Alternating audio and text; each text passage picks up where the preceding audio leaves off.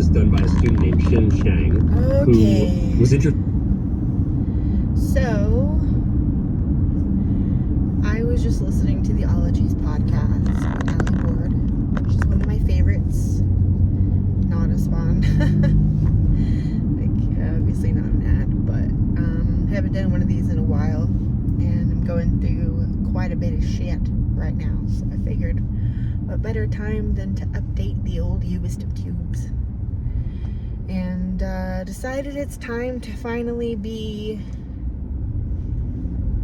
fully truthful about some stuff. I've talked a lot on my OCD and my depression, and I've been working a lot on my OCD and my depression over the last couple of years.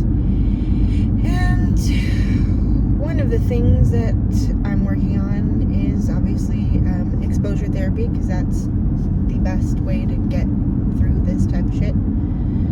So I realized a couple weeks ago that I've never actually told anybody outside of counting what kind of OCD I have.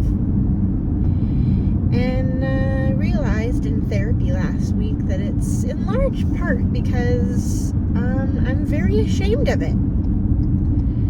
And I'm working on the whole shame shit. And, hating everything about who I am because it feels wrong or whatever. And I decided it's probably time to just talk about this. And if you know me, if you've known me, if we were once friends or whatever, if you're seeing this, you know who you are. Hopefully this will explain some shit. So I have a type of OCD that is onset from directly kind of the way I was raised. I've talked about being raised very religious before. I'm gonna just name the thing. I was raised fundamental Pentecostal, but in Espanol, and it was a very strict religion. There was a lot of consequence thrown at me very early, and because my little autistic brain didn't understand, and I was already prone to OCD, I latched on real good, and I developed what's called moral scrupulosity OCD, which means that not only can I not do bad things, but bad things will eternally damn me, my family, everyone else, and the entire world potentially, because I have done something wrong, quote unquote. So yeah, moral scrupulosity is a thing. You can look it up. It is my diagnosis. It is the type that I have, and it really sucks. And there was a lot of things that I really wanted to do that I still really want to do that I don't allow myself to do because I don't feel worthy of it, / it was taught to me originally as a sin. So now it's to a point where everything eats at me, and there's nothing that I can do that's correct, and that's where I got to the point that I really had to get back into treatment.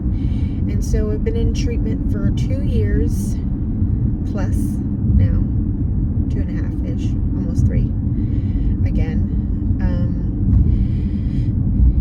And it's been rough. It's been a rough ride. Even talking about this makes me shake a little bit. But I decided it's time to let the cat out of the bag. God-forsaken bag, pun intended. And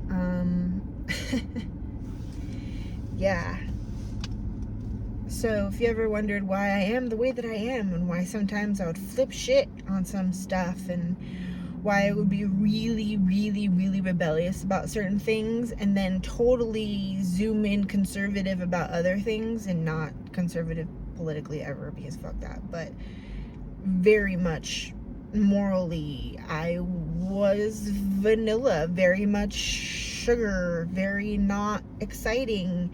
And that's how I presented because that's how I thought I had to present to be safe. And I realize now that it's bullshit and that I'm not going to eternally damn myself or all of my friends, everyone that I love, because I want to do things that are not necessarily church girl things. And yeah, so it's taken 32 years and a few mental breakdowns and a couple of really solid podcast episodes for me to actually realize that, holy shit, I should start naming the beast because I'm really tired of living behind all this shame. So, if you made it this far and you also have moral scrupulosity, OCD, we are legion. What's up? If you saw this and it made sense to you and you know me personally, hit me up. Let's talk about it. You don't have to be shy. It's fine. And, yeah, if you just want to feel a little solidarity today, I got you. Thanks for listening if you did. Here's my car rant.